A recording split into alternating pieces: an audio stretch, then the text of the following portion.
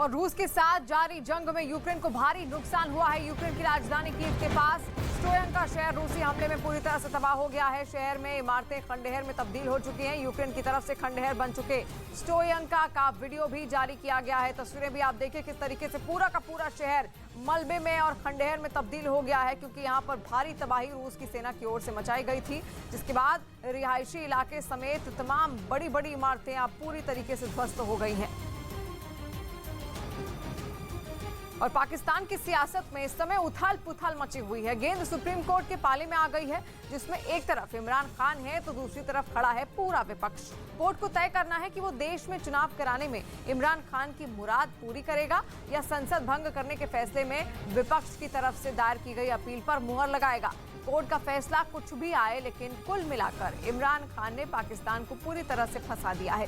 माना जा रहा है कि आज पाकिस्तान का सुप्रीम कोर्ट इस मामले में सुनवाई के बाद फैसला सुना सकता है। इससे पहले सोमवार को हुई सुनवाई में सुप्रीम कोर्ट ने कहा कि संसद में जो कुछ भी हुआ उसकी समीक्षा जरूरी है। कोर्ट ने कहा कि नेशनल असेंबली भंग करने के फैसले की संवैधानिकता देखना जरूरी है। करीब 2 घंटे से ज्यादा समय तक सुनवाई के बीच कोर्ट कोई फैसला नहीं सुना सका। अब आज दोपहर 12 बजे फिर इस मामले में सुनवाई होगी। पाकिस्तान सुप्रीम कोर्ट की 5 जजों की बेंच मिलकर इस मामले की सुनवाई कर रही है। और पाकिस्तान में सियासी संकट के बीच एक बार फिर इस्लामाबाद में इमरान खान की सियासी पार्टी पीटीआई यानी कि पाकिस्तान तहरीक इंसाफ की बड़ी रैली हुई। इस दौरान मंच पर मौजूद इमरान खान भी अपने समर्थकों से घिरे हुए नजर आए। माना जा रहा है कि इमरान खान ने एक बार फिर इस रैली के जरिए अपनी ताकत दिखाने की कोशिश की है।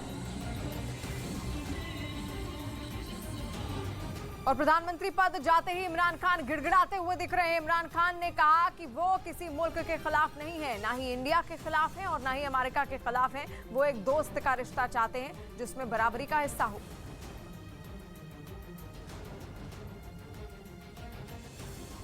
मैं कभी भी किसी मुल्क के खिलाफ नहीं हूं, ना मैं एंटी अमेरिकन हूं, ना मैं एंटी इंडिया हूं, ना ये मैं बार बार क्या बैठा हूं। ये तो कोई जाहिल ही एक पूरी कौम के खिलाफ हो जाता है। हाँ, हम पॉलिसीज के खिलाफ हो सकते हैं। मैं अफगानिस्तान में ये जो वॉर ऑन टेरर थी, मैं इसके खिलाफ बोला हूं, लेकिन एक एंटी अमेरिकन नहीं हूं। मैं जो चाहता हूं कि हमारी दोस्ती हो उनसे। दोस्ती का मतलब क्या है? दोस्ती का मतलब एक होता है रिस्पेक्ट, दो दोस्तों के बीच में रिस्पेक्ट। एक बड़ा अमीर दोस्त होता है, गरीब भी होता है, लेकिन दोस्ती तब है जब दोनों के बीच में रिस्पेक्ट हो।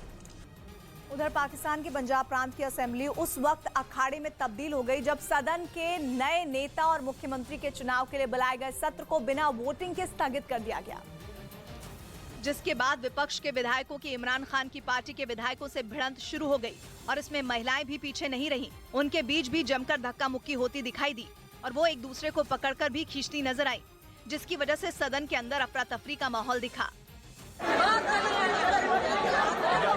देखते ही देखते महिला विधायकों के बीच जारी झड़प बढ़ने लगी और नौबत हाथापाई तक पहुंच गई, जिसके बाद वहां मौजूद कुछ पुरुष विधायकों ने बीच बचाव की कोशिश की। हालांकि महिलाओं ने उनकी एक न सुनी और वहां काफी देर तक हंगामा चलता रहा। वहीं पाकिस्तान के प्रधानमंत्री इमरान खान को अमेरिका के राष्ट्रपति से भिड़ना महंगा पड़ सकता है, क्योंकि बार बार अमेरिका पर अटैक पाकिस्तान को श्रीलंका की तरह बर्बादी की कगार पर पहुंचा सकता है।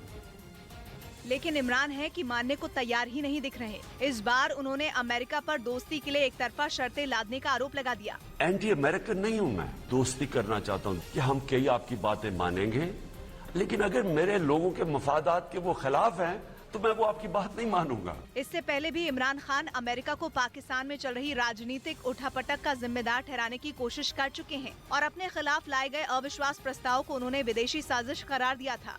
हमें एक अमेरिका ने एक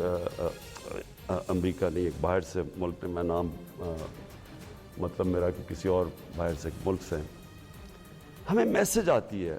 यही नहीं, उन्होंने अमेरिकी राजनयिक डोनाल्ड ल्यू के इस साजिश में शामिल होने की बात कही थी, जिनके पास दक्षिण और मध्य एशिया में अमेरिका की नीतियों को लागू करने का जिम्मा है। और ऐसे में इमरान के बयानों से बाइडेन की नाराजगी बढ़ने के अमेरिकी मीडिया के दावे उस वक्त सही साबित होते दिखे जब IMF ने पाकिस्तान को दिए जाने वाले उस बेल आउट पैकेज पर रोक लगा दी, जिसके जरिए उसको अपनी बीमार अर्थव्यवस्था को सुधारने के लिए करीब 600 करोड़ अमेरिकी डॉलर यानी पाकिस्तानी रुपयों में 11 लाख करोड़ से ज्यादा की मदद मिलनी थी।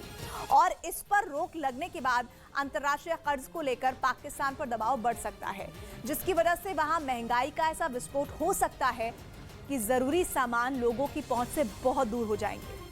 यही नहीं, अमेरिका से तनाव बढ़ने पर FATF से भी पाकिस्तान को बहुत बड़ा नुकसान हो सकता है, क्योंकि अगर उसे FATF की ग्रे लिस्ट से हटाकर आतंकी संगठनों का मददगार घोषित कर दिया गया तो दुनिया भर की कंपनियां, एजेंसियां और संस्थाएं पाकिस्तान में निवेश करना बंद कर देंगी।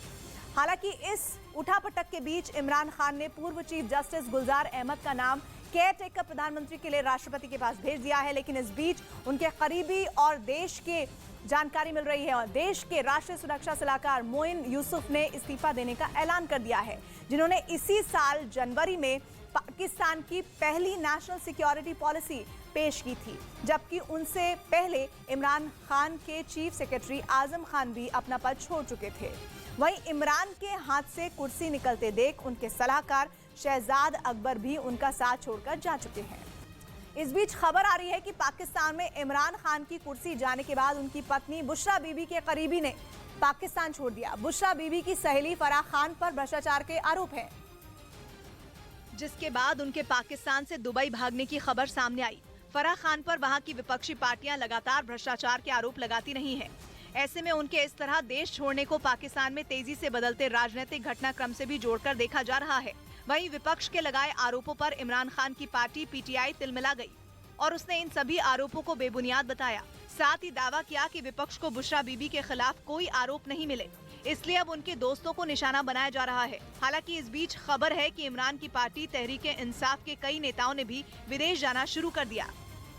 श्रीलंका में प्रधानमंत्री और राष्ट्रपति के खिलाफ प्रदर्शन लगातार जारी है। दोनों के इस्तीफे को लेकर लोग अड़े हुए हैं। लोगों का कहना है कि देश में महंगाई सरकार की गलत नीतियों की वजह से है और जल्द से जल्द दोनों को इस्तीफा दे देना चाहिए। रात के समय भी वहां लोगों की भारी भीड़ प्रदर्शन करती नजर आई। सड़कों पर गाड़ियों का लंबा काफिला दिखा जो कोलंबो की तरफ जाता हुआ नजर आया, जहां जोरों से विरोध प्रदर्शन जारी है।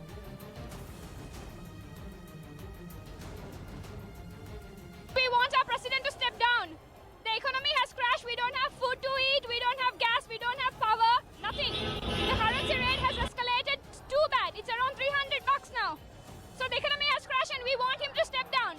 We want him to return all the money that the family has stolen from us, and we want the entire Rajapaksa family to go away from this country. People have been fed up since they came into power, since 2019. It has been nothing but failed promises that they told that they will fulfill, but nothing has been given. The people are fed up. Economic crisis, no petrol, there is no security in the country, no basic human rights. Sri Lanka में लोगों के सब्र का बांध अब टूटता दिख रहा है। श्रीलंका के